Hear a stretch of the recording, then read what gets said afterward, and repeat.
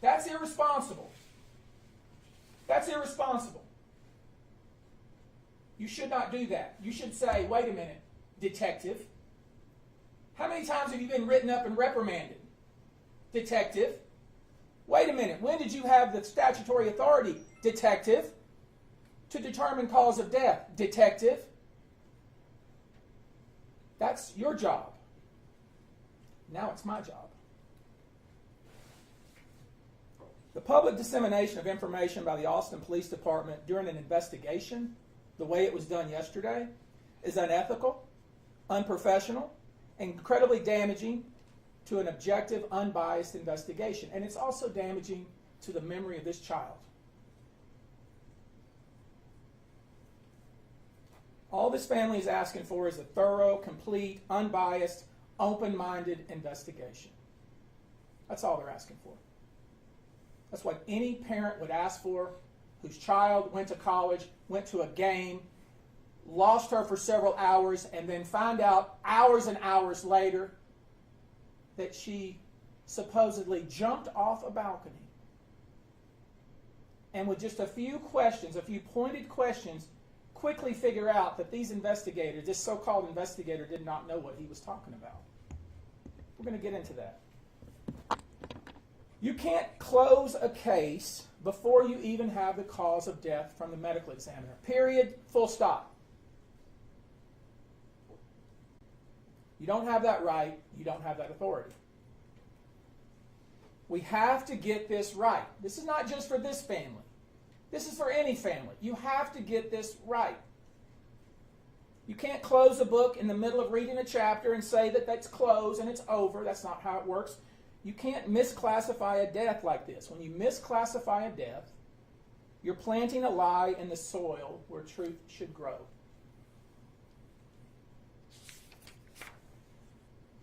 And as I said, to her credit, Stephanie Rodriguez was very close to her daughter, very close. Talked to her daily. Knew everything that she was up to, everything that she was doing. The very first interaction she had with the detective from the Austin Police Department, he told her, your daughter committed suicide. The very first reaction, the very first interaction.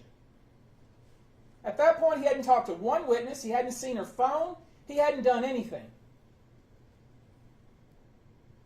That's sloppy and irresponsible. He claims she made suicidal comments. He told us in the Zoom call she made suicidal comments. You know what he was talking about? The other day, when I was talking to a friend the other day, I said, man, you're going to make me jump off a bridge. That's what he's talking about. Silliness like that. He later claimed she was making those kinds of statements on the day or the night that she died. If that's the case, why did her friends leave her out on the balcony by herself?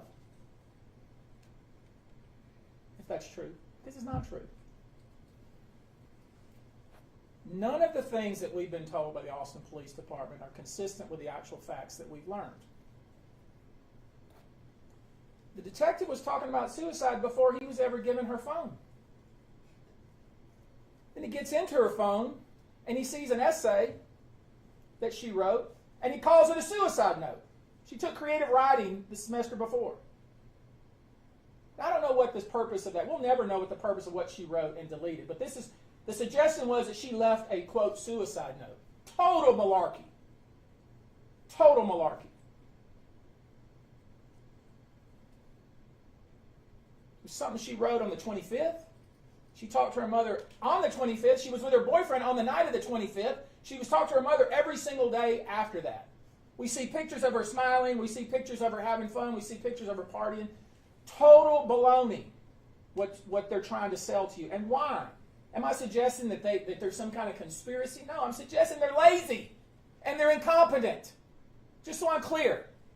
I'm not suggesting any sort of conspiracy that there's some kind of somebody in power that wants this to go. No, I'm not suggesting that. I'm suggesting that there's incompetence and laziness on the part of the detective. That's what I'm suggesting.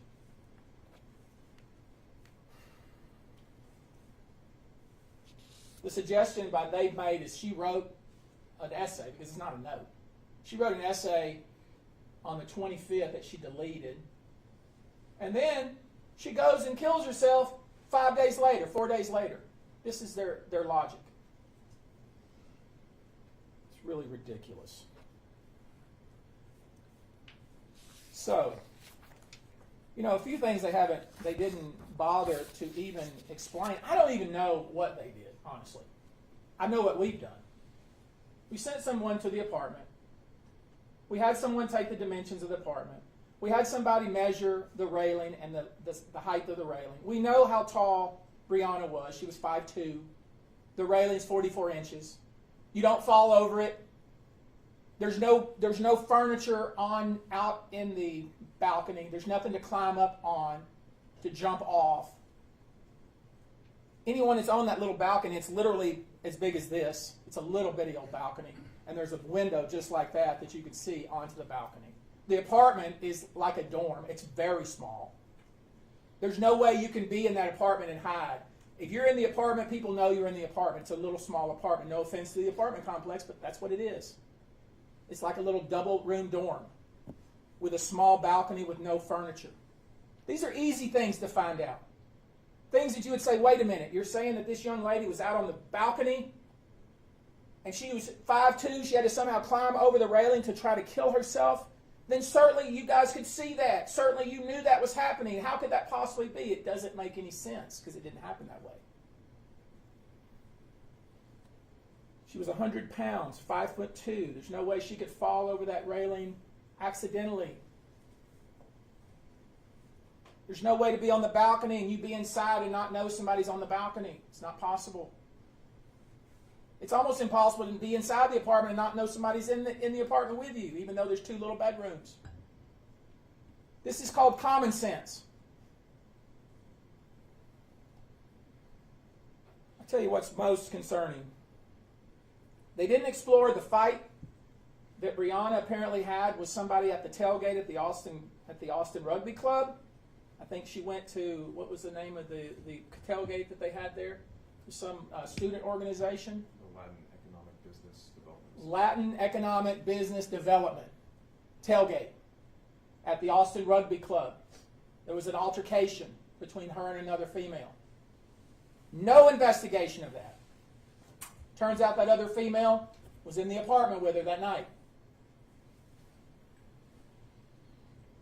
There was a witness between 12:30 and 1 a.m. who posted on TikTok. Many of you have seen it. Young man posted on TikTok that he could hear up above at around the 17th floor in that general area fighting, screaming.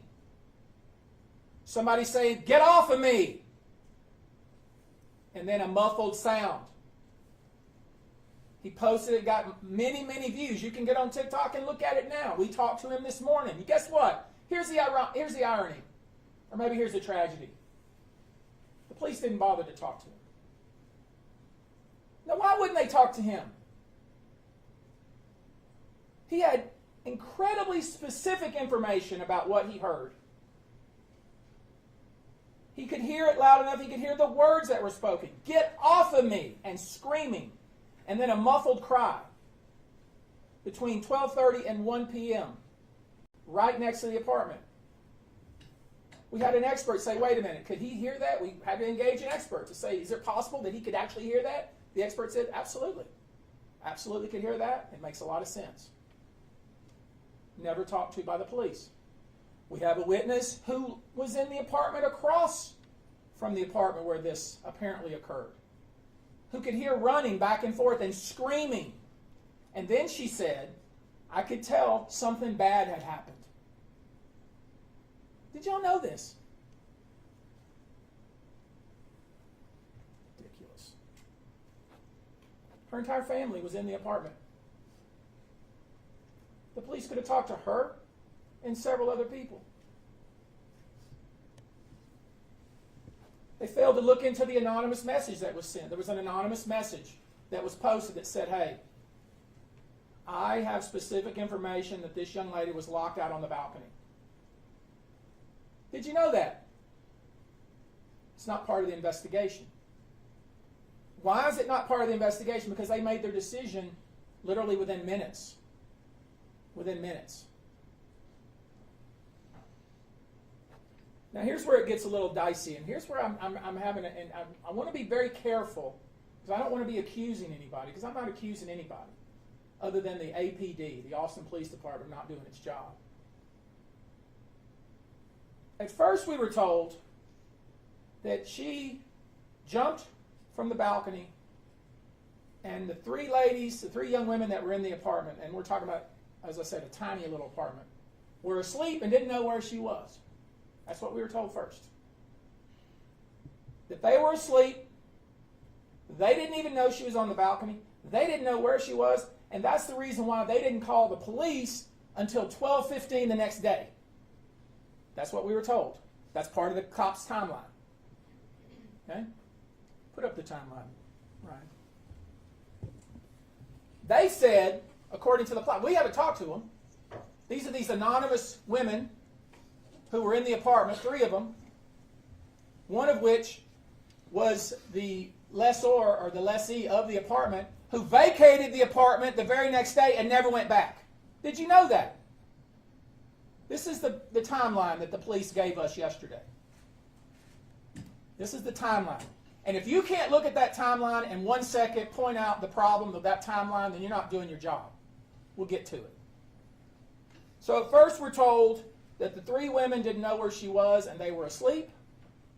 That's what we were told. And that they didn't know where she was, and they were looking for her, and they were texting her mom, and it wasn't, and they decided about 12:14 the next day, 6 hours later almost, that they decided at that point they couldn't find her, so they were going to call the police. This is what we were told by the Austin Police Department. Lay aside what was heard happening at about 12:30 to 1 o'clock that night. Lay aside what the witness across the hall said. Lay aside what the man down on the street said. Just disregard all that. This is what the police say. It must be right, according to them, because they did such a thorough investigation. This is what they gave us. Not one of you have asked a question about it. Not one of you. This is what they said. Her friends called the police at 12:14 the next day because they didn't know where she was. They hadn't seen her. They thought maybe she'd went out. That's what they said. Keep that in your mind. When I asked the police that, like, wait a minute, how is that possible? How is that possible? A whole group of 14 or so people came into the apartment that night after they'd been out partying. They got there about 11 or so. Everybody left. Right? That's what they say. And it left just 4 girls there, 4 young women. Right? And the 4 young women, 3 of them, didn't call the police till 12 o'clock the next day because they didn't know where she was. That's what the police say. Lay aside what the witnesses have said about that, and lay aside the fact that that's a really small apartment. It's hard to get lost in that little small apartment.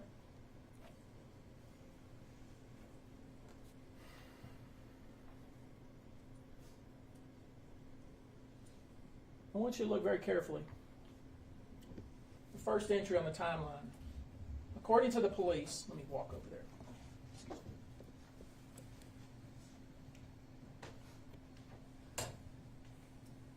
Brianna did not have her phone.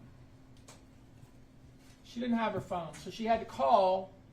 To make a call, according to the police, she borrowed her friend's phone, meaning one of the 3 women that was in the apartment. Now look at this very carefully. So according to the police, she borrowed her friend's phone and made a call from 12:43, and it lasted 1 minute. At 12:46, 2 minutes later, the police were responding to a 911 call because she was outside on the ground. Now do the math. So you're probably thinking, well, she must have, she hung up her friend's phone and she just jumped. She hung up the phone and she dropped it on the balcony and she jumped. First question you should have is, where is the phone? What did she do with the phone? I asked the police that 3 different times. 3 times. They sidestepped me every time until this morning. They sidestepped me because they hadn't thought about it, because they rushed to judgment. They finally answered the question this morning. And you know what they said to me this morning? And they said it, and they didn't even realize what they were telling me because they're so sloppy. I made them put it in writing. I have it here. I'll read it to you. Austin Police Department did not find the phone on Miss Aguilera. Miss Aguilera returned the phone to its owner before she was seen going onto the balcony. Now, how is that possible? That is 180 degrees different than what you told us previous. That is absolutely contrary to what you told us previous. Previous, you said the 3 women were asleep. You said they didn't know where she went. But then when I asked the one question over and over and you had to answer it, then all of a sudden we realized if she did in fact use her friend's phone like they claim, if she did in fact use it for 1 minute and was found already 2 minutes later by a passerby and the police were already responding to a 911 call, think about that, what the ramifications of that are. That whoever phone she was using was standing right next to her as she went over the balcony, if she went over the balcony. Now you're saying to yourselves, well shoot, there's got to be a reasonable explanation. We should talk to the witnesses. We should investigate. We should figure this out. That's what we're saying. Now you're getting it. You sat there, and with all due respect, you all, I watched it. You all sat there, and you had this corporal, whatever he is, lead detective, and Mrs. Rodriguez will tell you how he is and her interactions with him in just one moment. But you let him stand at a podium just like this and feed you total baloney. And all you had to do is say, wait a minute, detective, wait a minute. She borrowed somebody's phone. Where is that phone? Maybe she must have went over the railing with it. She had to give somebody. No, according to him, she returned it to its owner before she was seen walking back out to the balcony. Absolutely impossible. Very suspicious. We have a problem.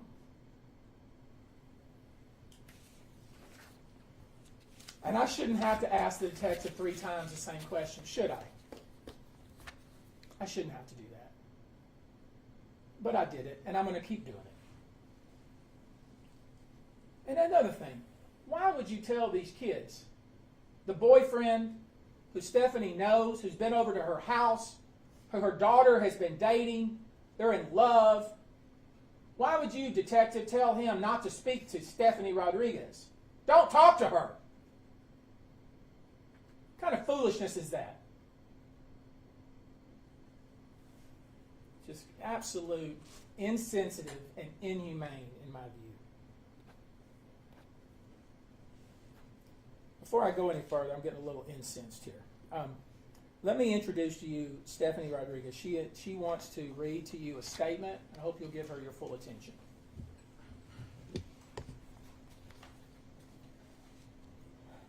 Hello, my name is Stephanie Rodriguez, and I'm the mother of Brianna Aguilera.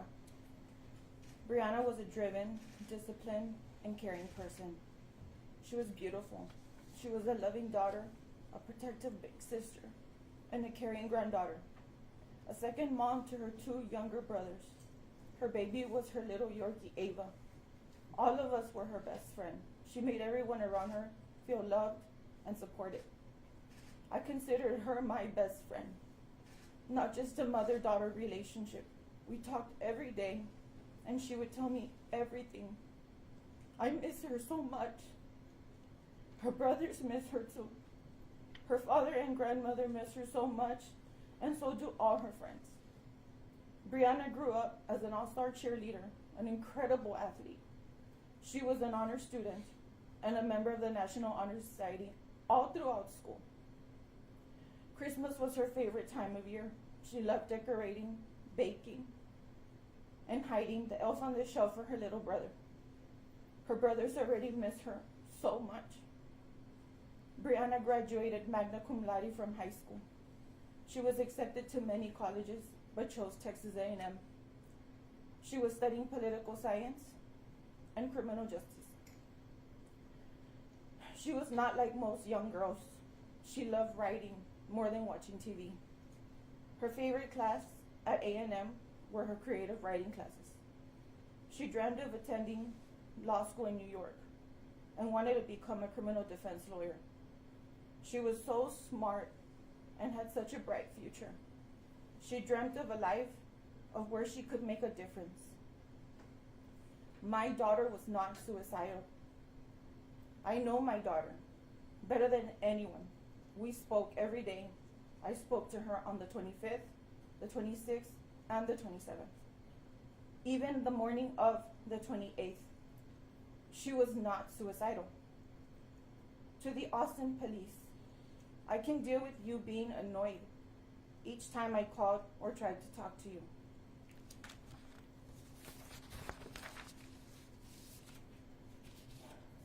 I can deal with how arrogantly you talked down to us each time we talked. I can deal with you telling my daughter's friends not to talk to me like I am some sort of criminal. But I cannot deal with you doing a news conference and saying false things about my child without a thorough investigation. I cannot deal with you jumping to conclusions and not performing an actual investigation. I cannot deal with your failure to do your job. Do your job.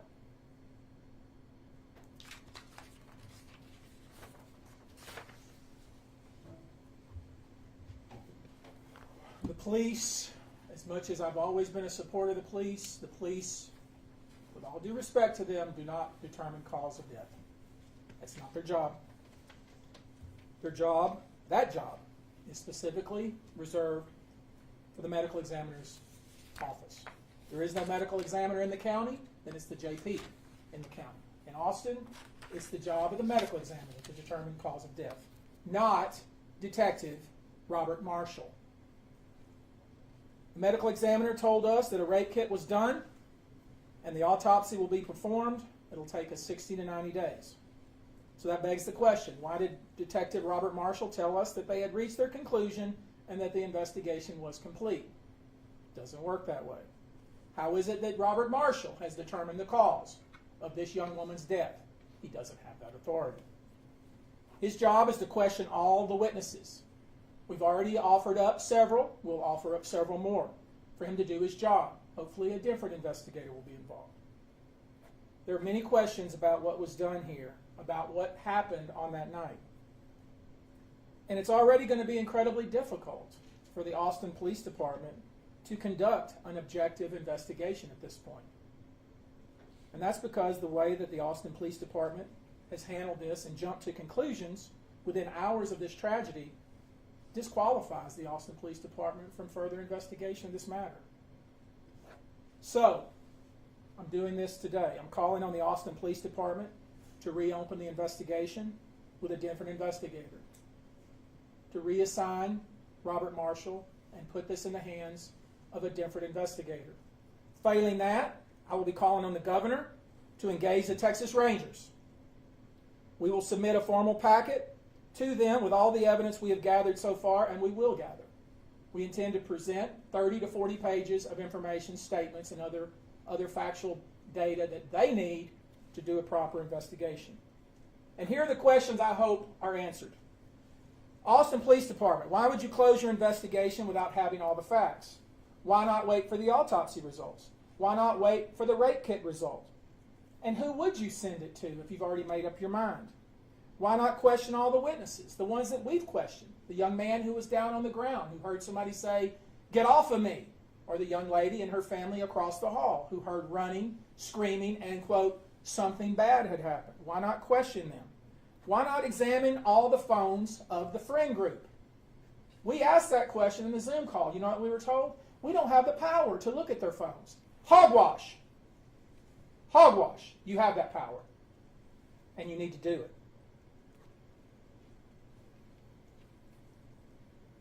Why hold a hasty press conference to announce that this young lady had killed herself without even talking to her mother to see what her affect was leading up to the 28th? You heard what she said. She knows her daughter. She knows her daughter more than anyone. Why not talk to the friends immediately? Why wait? Why wait to talk to her friend group? Why not talk to them immediately? Why did you let the owner of the apartment, that is the young woman who was leasing the apartment, vacate the apartment? Literally vacate the apartment and leave town. Why won't the boyfriend talk to us? The boyfriend that was a longtime boyfriend of this young lady and was very friendly with her mother. Why can't we see the texts? Why can't we see the phones? Where's her wallet? Where's Brianna's wallet? It's missing. They didn't tell you that, did they? I see you writing. They didn't tell you that, did you? If you had asked the question, they would have told you that. They told you what they wanted you to hear. They didn't tell you the complete facts. Her wallet is missing. Why did her friends wait until 12:14 the next day to report her missing? If she had barred the phone and returned it the night of, 2 minutes before she jumped to her death.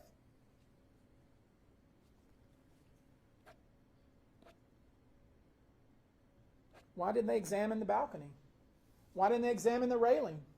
Why didn't they see if there was some sort of table there, a chair there that somebody who's 5'2" would have to step on to get over the railing? Why didn't they look for scuff marks? Why didn't they do anything?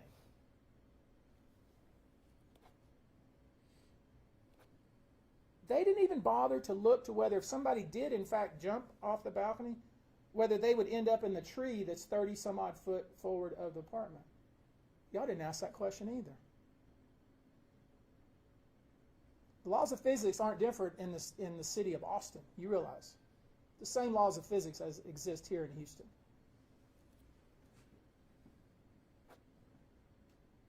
If, when the phone call came in at 12:46 and the officers responded to the 911 call, if it was so obvious that this young woman had fallen to her death, why was it till 6 o'clock, 5 hours later, that they ever went into the apartment complex? If it was so obvious that that's how she had died. These are the questions you should be asking. At the press conference, you didn't ask any questions. You didn't ask any questions. You just lapped it up like it was cool water and you were very thirsty. Very disappointing to me. So, we have given you a lot of information. We're going to submit a packet. I'm going to call on the governor to... I don't expect, based on the conduct I saw from the police chief of Austin, her defensive manner that she approached the podium yesterday, I don't expect any relief from her. I don't expect she's going to say, King's X, oh, you're right, this was sloppy, it was not thorough, it was kind of embarrassing, we're going to get a different detective to start over. I don't expect that to happen. I expect what's going to happen is I'm going to send a formal letter to the governor asking for the Texas Rangers to be engaged. And I'm going to submit a detailed packet to the governor's office and ultimately to the Texas Rangers to actually do an investigation to figure out what actually happened, because we still don't know. Notice I haven't suggested to you what happened, because I don't know. I'm starting to get a sneaking suspicion. So I've given you a lot of information. So what is your headline? Your headline is this. There are serious and disturbing questions raised with regard to the Austin Police Department's handling of the investigation surrounding the death of Brianna Aguilera. The Texas Rangers have now been called to intervene. Thank you very much. Let's go. How long are you willing to give APD to reassign an investigator? That takes 2 minutes. That's what I expect. Let's go. Y'all move your camera, please.